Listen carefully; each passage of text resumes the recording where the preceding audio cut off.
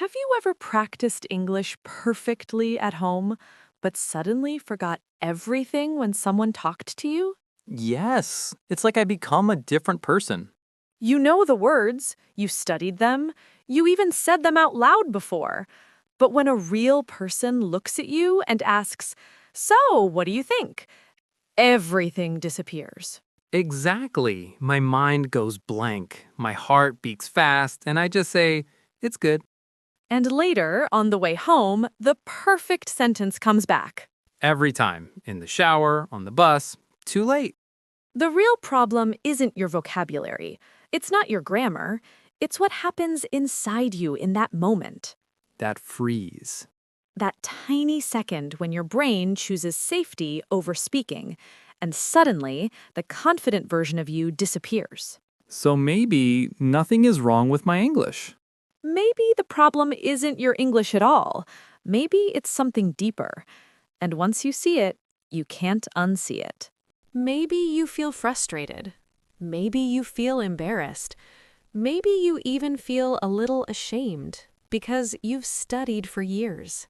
Yes, I always tell myself, my listening is good, my reading is good, so why can't I just speak? You tell yourself, "I just need more vocabulary," or "I need one more course," or "maybe my grammar is still weak." That's exactly what I think. If I learn 1,000 more words, maybe I'll finally feel ready. But deep down, you know something else is happening. Because when you're alone, you can speak better. When you practice with subtitles, you understand almost everything. So the problem isn't knowledge. It's the moment, right?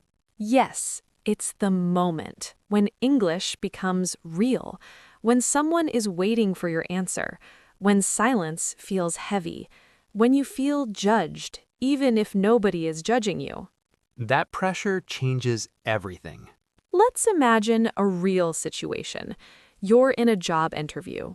The interviewer smiles and says, "So, can you tell me about your previous experience?"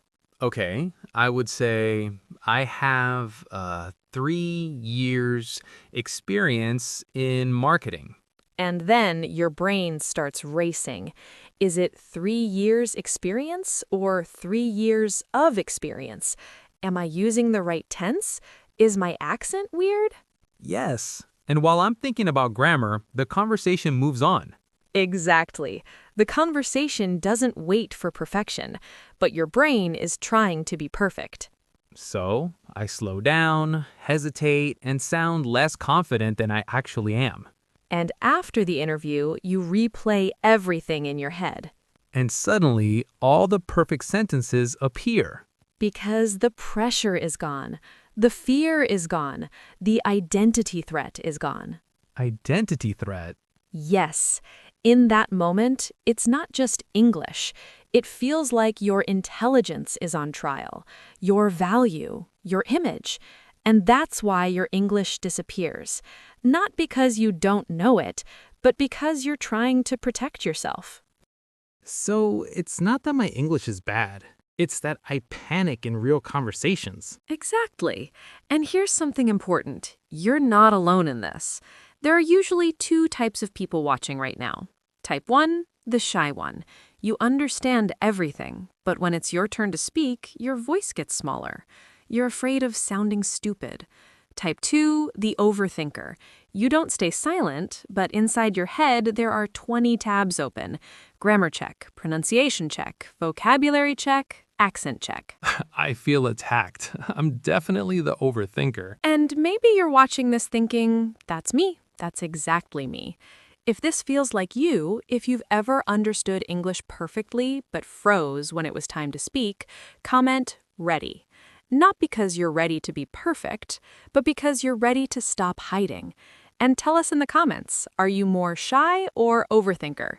Let's see who you really are. And if this conversation already feels different, that's intentional. This is English with EduWorld, where you don't just learn English, you become confident in American English. Not memorizing, not translating. Right. We're here to rebuild how you experience real conversations so English doesn't disappear when it matters most. And today, we're going deeper. So let's go deeper. Why does your English disappear in real conversations? Here's the awareness shift. The problem isn't your vocabulary. It's not your grammar either. It's that you don't have a speaking identity yet. Speaking identity? Yeah, right now, English lives in your head, but it doesn't live in your personality. When someone talks to you fast, your brain panics, not because you don't understand, but because you don't know who you are in that moment. Are you the shy one, the careful one, the quiet one? So your system chooses silence. Silence feels safe. That's the real issue. Think about your native language. When someone asks you a question, you don't freeze. You react. You joke. You interrupt. You disagree. That's identity. In English, you switch into exam mode. You try to be correct. You try to be perfect. And perfection kills flow. So it's not language loss, it's identity conflict. Exactly. Your brain is asking, if I speak, will I sound stupid? If I pause, will they judge me? What if I say it wrong? And while your brain is protecting you, the moment passes. Your English didn't disappear, your confidence did. Let me tell you about a student named Mai. She could understand everything, podcasts, movies, meetings, but in a job interview, she froze. The interviewer asked, "Can you tell me about a challenge you faced at work?" Mai understood every word, but inside, she was translating, building perfect sentences, fixing grammar in her head.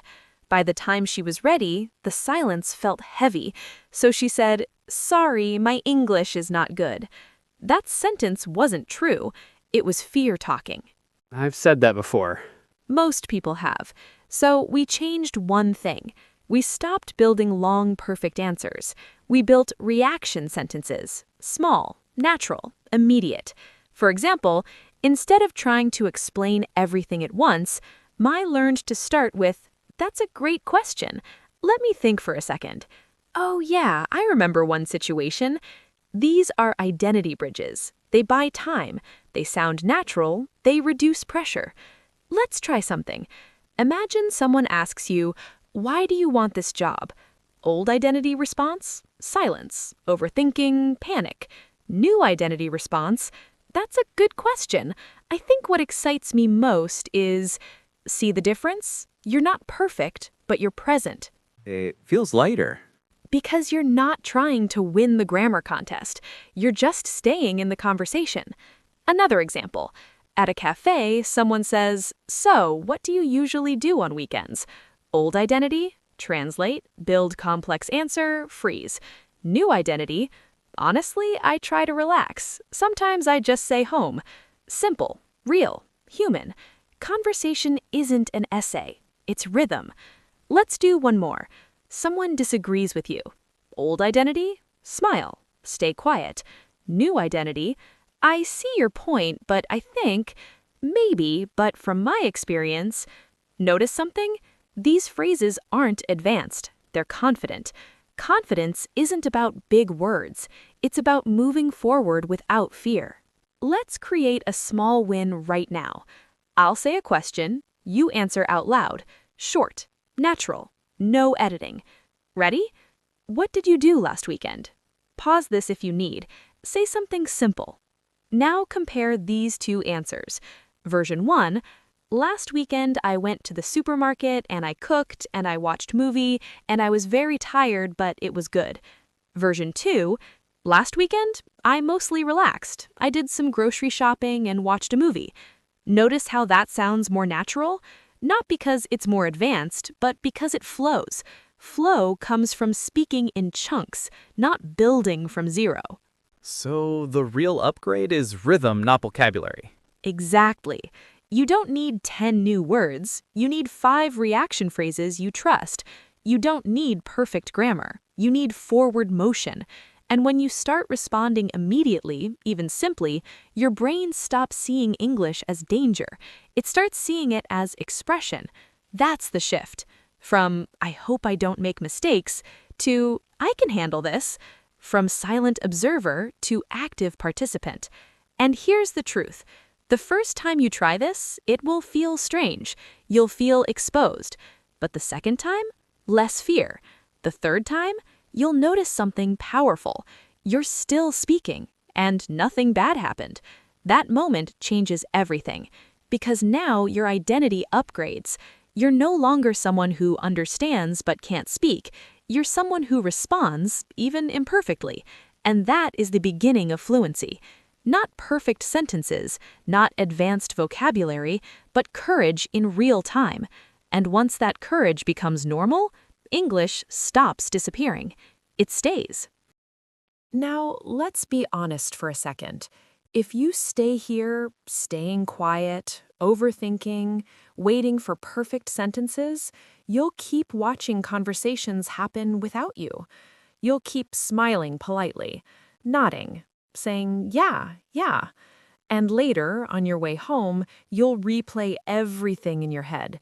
You'll think of the perfect sentence when it's already too late.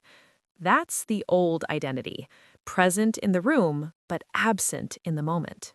That feeling hurts because you know you could have said more. Exactly. Not because you're not smart, but because you didn't allow yourself to speak imperfectly. Now imagine something different. If you shift this, if you respond early, even simply, you'll start to feel included. You'll interrupt sometimes. You'll laugh at the right moment. You'll disagree politely.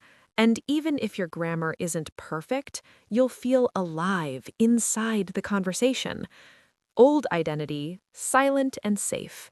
New identity, expressive and real. The difference isn't language level. It's permission.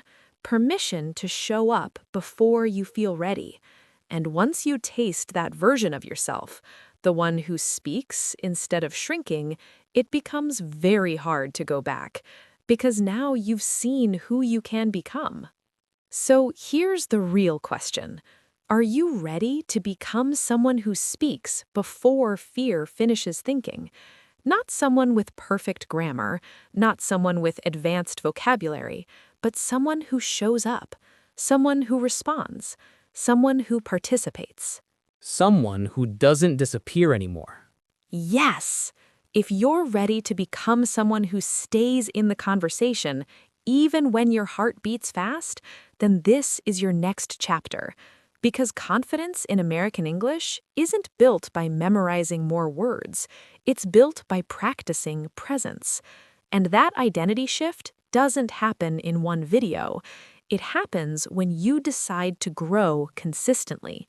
So subscribe, not just to follow a channel. Subscribe to the version of you who speaks a little sooner, a little braver, every single week. Future you is already in the room.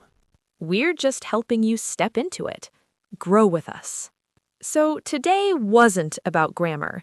It wasn't about fixing every mistake. It was about understanding why your English disappears and realizing that nothing is wrong with you. You're not behind. You're just stuck in an old pattern. And patterns can change. In the next video, we'll show you exactly what to say when your mind goes blank in real conversations. Simple rescue phrases that keep you present, even when you feel nervous. Not textbook lines, real American English, the kind that buys you time and keeps you in the room. So you don't freeze, you flow. Because speaking English isn't about words. It's about who you become when pressure shows up. Do you become the silent version of you or the expressive one? This is episode 2 of that transformation. And next time, we go deeper into the exact moment your brain panics and how to gently take control back. Same place, next step. We'll see you in the next episode. Bye-bye.